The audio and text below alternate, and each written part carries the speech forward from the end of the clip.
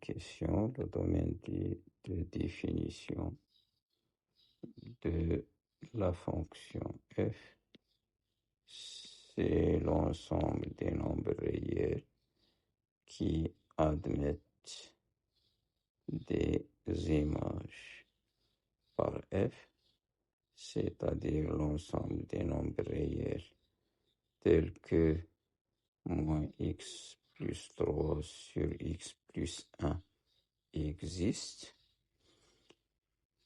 La condition pour que cette fraction existe, c'est que son dénominateur ne s'annule pas. Donc, le domaine de définition de la fonction f contient tous les nombres réels sauf moins 1. C'est-à-dire de moins l'infini jusqu'à moins 1, union moins 1 plus l'infini. La deuxième question. Calculer f de 0 et interpréter graphiquement le résultat. F de 0, c'est moins 0 plus 3 sur 0 plus 1. C'est 3 sur 1, ça va donner 3. L'interprétation graphique, CF va couper l'axe des ordonnées noté habituellement au Y au point A d'abscisse 0 d'ordonnée 3 pour déterminer le point de rencontre de la courbe d'une fonction f avec l'axe des ordonnées. On calcule f de 0. 0 doit être un élément de l'ensemble de définition, sinon son image n'existe pas, il n'aura pas d'image par f, et dans ce cas, il n'y a pas de point de rencontre de la courbe avec l'axe des ordonnées. La troisième question. Montrer que CF coupe OX en un seul point à déterminer. Pour déterminer les points de rencontre de la courbe d'une fonction f avec l'axe des abscisses, il faut résoudre l'équation f de x égale 0. F de x égale 0 signifie que moins x plus 3 sur x plus 1 égale 0. Ça signifie que le numérateur est nul. Ça signifie que x égale 3. Donc, puisque cette équation admet une seule solution, CF coupe l'axe des abscisses noté habituellement au x en un seul point. Appelons-le P. Son abscisse, c'est la solution qu'on a trouvée 3. Et l'ordonnée, c'est 0. La quatrième question. Compléter le tableau de signes de f de x dans la feuille annexe, puis en déduire dg. Le tableau de signes, c'est celui-là.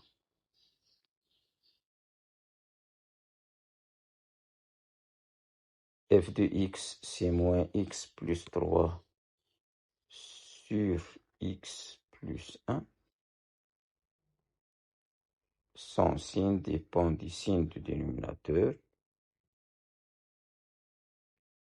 moins x plus 3, et le signe du dénominateur x plus 1. Le numérateur s'annule en 3, puisque le coefficient de x est négatif. On va commencer par le signe contraire de moins 1 qui est plus. Moins x plus 3, il est négatif si x est à gauche de 3.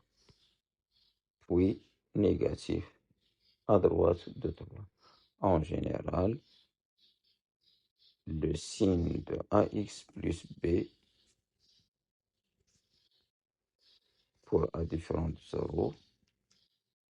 AX plus B s'annule en moins B sur A. À gauche, c'est signe contraire de A. À droite, même signe de A. Moins X plus 3. A, c'est moins 1, négatif. Donc, à gauche, il va être positif. À droite, négatif. Voilà le tableau. Voilà le signe de moins x plus 3. Passons au numérateur, au dénominateur. X plus 1, il s'annule en moins 1. Ici, négatif. Signe contraire de A. Donc, cette fois-ci, A, c'est 1. Ici. Moins, il s'annule, puis il change de signe. Donc, ici, le quotient va être négatif. Entre moins 1 et 3 positif. À droite de 3, négatif. En 3, f de x s'annule. En moins 1, on a mis ces deux traits verticaux pour exprimer que f n'est pas défini en moins 1. Bon, l'équation, bien, la suite de la question, est compléter le tableau, puis en déduire dg. G de x, c'est la racine de f de x. G de x égale la racine de moins x plus 3 sur x plus 1. C'est-à-dire, g de x, c'est la racine carrée de f de x. Le domaine de définition de G, c'est l'ensemble des nombres réels tels que G de X existe, c'est-à-dire l'ensemble des nombres réels tels que f de X doit être supérieur ou égal à 0. Le tableau de signes, ou bien dans le tableau de signes, on a f de X positif là, c'est-à-dire entre moins 1 et 3. Donc, le domaine de définition, c'est cet intervalle de moins 1 jusqu'à 3. En 3, f de x s'annule. Nous, on a dans la condition supérieure ou égale à 0. Donc, le 3, il appartient au domaine de définition. Mais moins 1 n'appartient pas, car f de x n'est pas défini en moins 1. La question suivante. 5a vérifie que f de x est égal à moins 1 plus 4 sur x plus 1 pour tout x différent de moins 1. La cinquième question A. Pour tout x différent de moins 1, on a moins 1 plus 4 sur x plus 1 égale moins x plus 1 plus 4 sur x plus 1. C'est moins x moins 1 plus 4 sur x plus 1, c'est moins x plus 3 sur x plus 1, c'est f de x. Voilà. Pour la question B, montrer en utilisant la définition que f est décroissante sur moins 1 plus l'infini.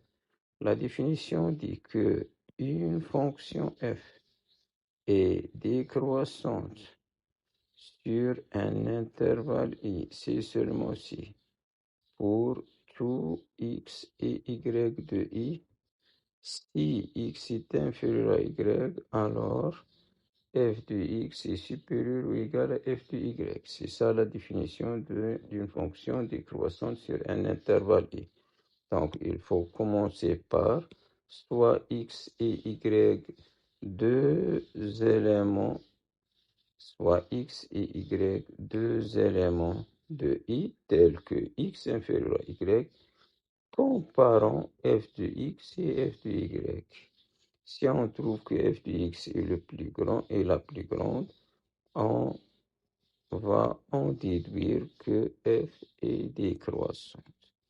Pour nous, l'intervalle, c'est moins l'infini, moins 1. Moins 1, c'est moins 1 plus l'infini. Donc, soit x et y, deux éléments de moins 1 plus l'infini, tels que x le plus petit. Comparons f de x et f de y. Comparons f de x et f de y. C'est-à-dire, f de x, c'est 4, c'est moins 1 plus 4 sur x plus 1 et moins 1 plus 4 sur y plus 1.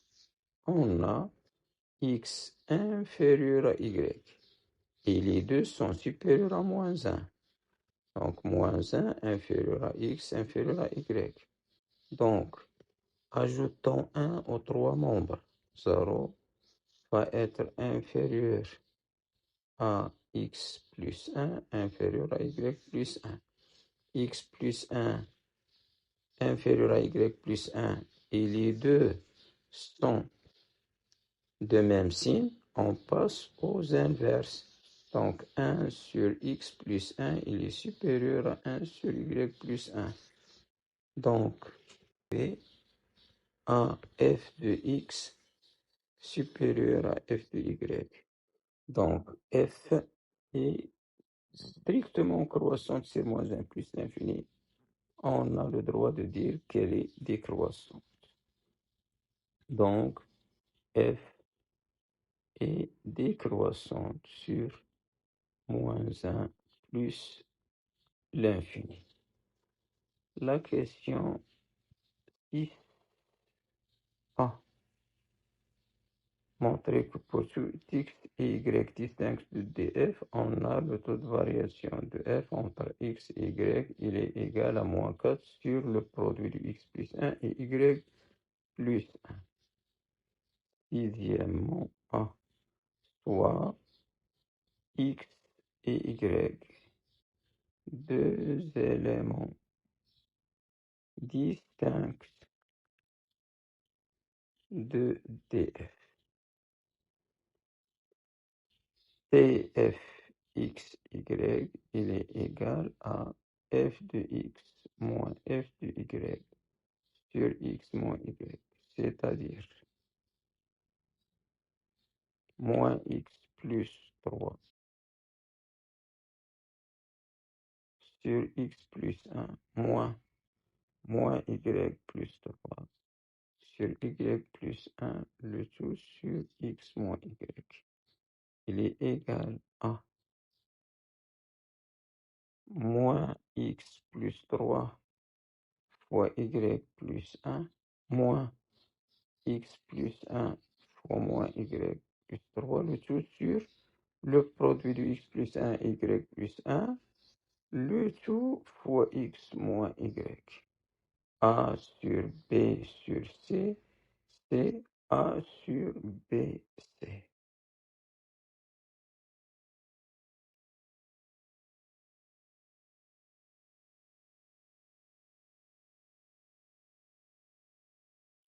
Égal. On développe moins xy moins x plus 3y plus 3 moins xy plus 3x moins y plus 3, le tout sur le produit de x plus 1, y plus 1 et x moins y.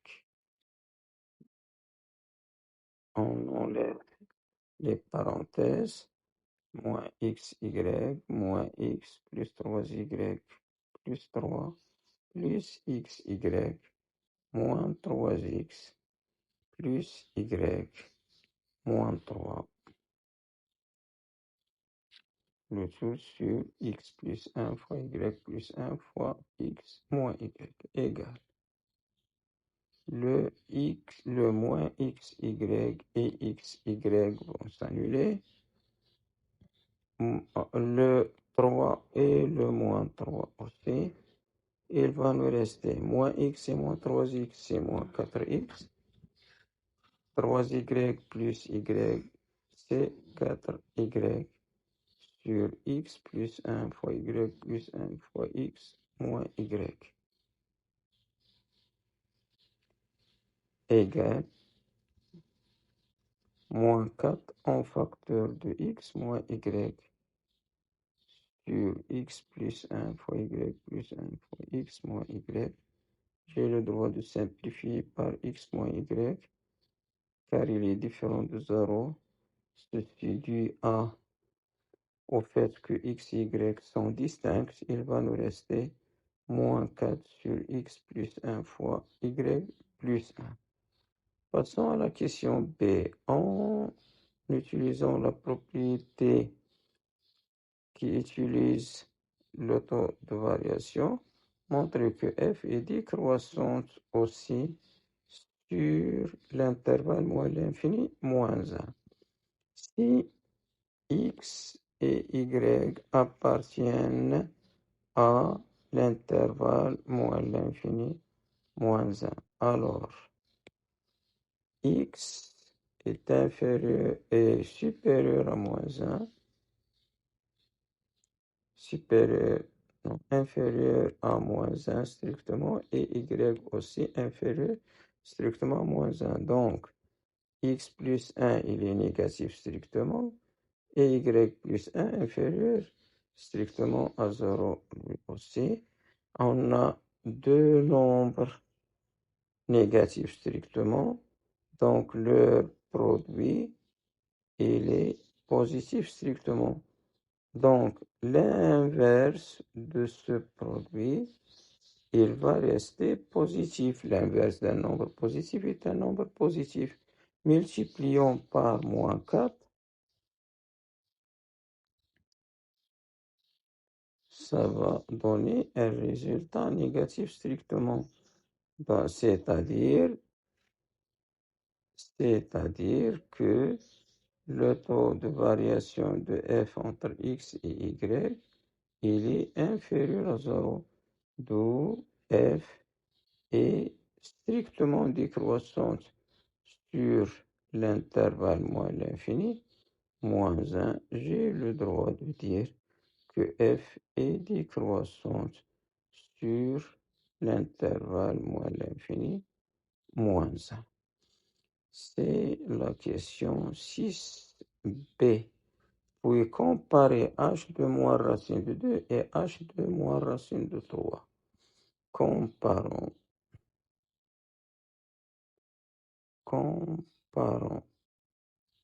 h de moins racine de 2 et h de moins racine de 3. Moins racine de 2 et moins racine de 3, on sait que moins racine de 3 est le plus petit. Je peux commencer par racine de 2, par la comparaison entre racine de 2 et racine de 3. Racine de 2, c'est le plus petit. Et les deux sont supérieurs à 1. On a. Donc, moins racine de 3 inférieur à moins racine de 2 inférieur à moins 1. Donc, moins racine de 3 et moins racine de 2, ils appartiennent à l'intervalle moins l'infini moins 1. Et moins racine de 3 est le plus petit. Et puisque f est décroissante sur cet intervalle, l'ordre va changer. Donc, f de moins racine de 3, il est supérieur strictement à f de moins racine de 2, car f est décroissante sur l'intervalle moins l'infini, moins 1. Voilà pour l'exercice 3.